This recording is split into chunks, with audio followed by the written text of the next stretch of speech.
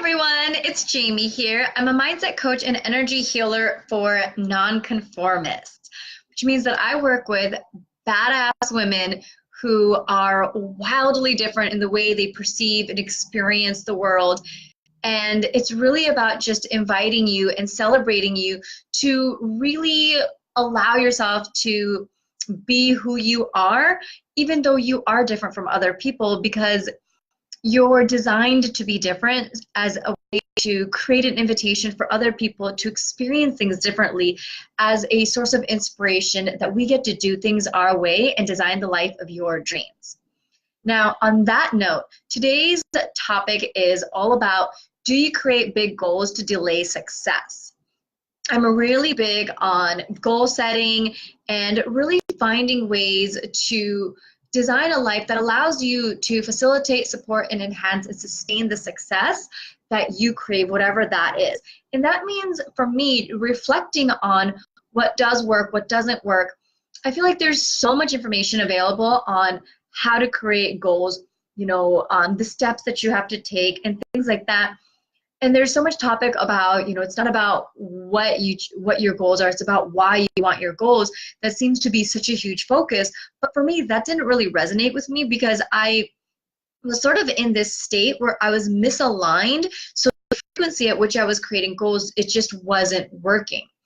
And that's why I really want to talk about this, is that oftentimes I feel like we might pick a goal that seems like something that we truly want because it feels safe, and behind that desire is our true desires. And oftentimes there's just sort of this idea of like, this is what on the surface, this is what I've decided that I want to do consciously, this is what I know I want to do. But the thing is, when you don't allow yourself to fully want what you want, you pick these safe choices, these diluted choices, or maybe big goals as a way to delay your success. It can show up in different ways. And so oftentimes, I've seen lots of my clients be like, oh, I would really love to do this. I think it's so great. There's something activating about when you finally allow yourself to be honest about what it is that you want. When you've spent most of your life and your time kind of hiding, you dream big, ambitiously, and you should. I mean, this is so important, because it's through that openness that you're going to allow more ideas to flow. But that doesn't mean that, you have this huge, obnoxiously large dream, that you start on that right here, right now. I think a thing that's really important is this mantra that I have: start where you are, use what you have, do what you love.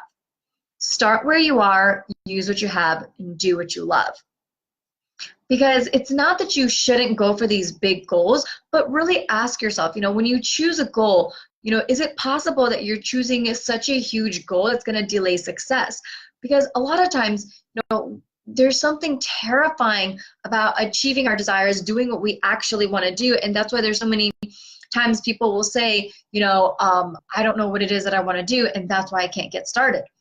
But if you did know what you wanted to do, then you would have to get started. And there's something absolutely terrifying about that. The ego gets so freaked out.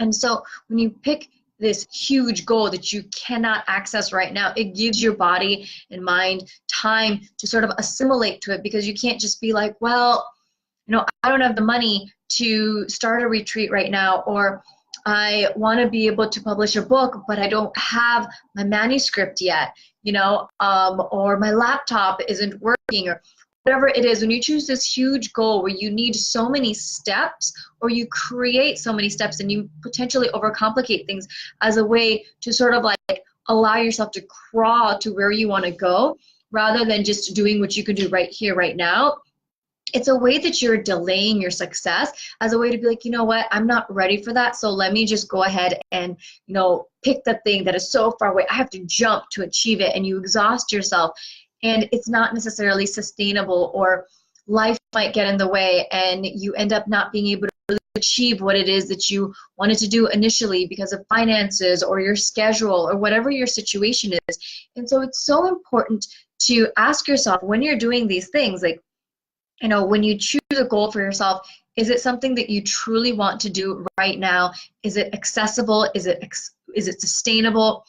Generally, if there are so many steps involved, I'm not saying to abandon that, but kind of try to look at how you can make it a little bit more digestible and accessible right here, right now. So for example, you want to have a retreat in some faraway country and you don't necessarily know how to do this. You don't necessarily have the funding. You don't necessarily have the people and the audience. Start small, start local.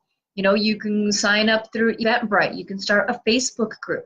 You can do these little things that allow you to kind of get a taste of what it is that you want so that you can actually get started, rather than picking something that's going to delay actually getting started and making progress.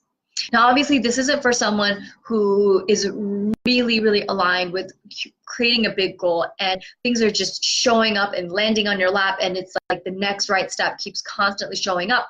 That this message isn't for you. But I'm talking about for those of you guys who are creating all of these extra steps necessary in order to get started.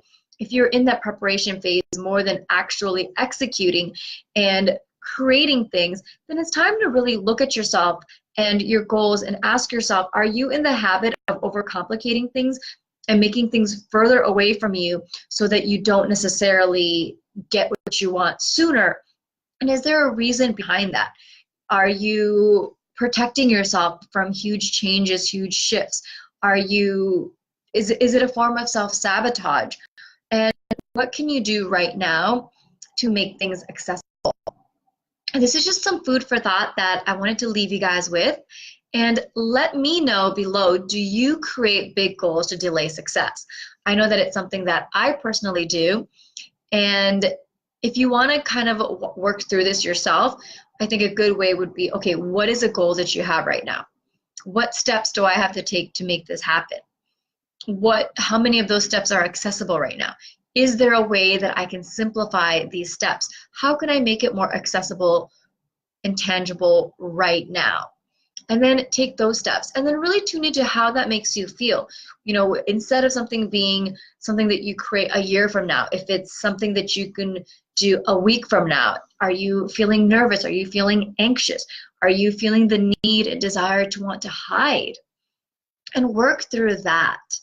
And you'll be amazed at how much you can really train your mind to start seeing things in terms of immediate possibility rather than something that's far away. And when you do that, the things that you want start to show up faster and they accelerate. Thanks so much for watching. Comment below and let me know what your thoughts are. Bye!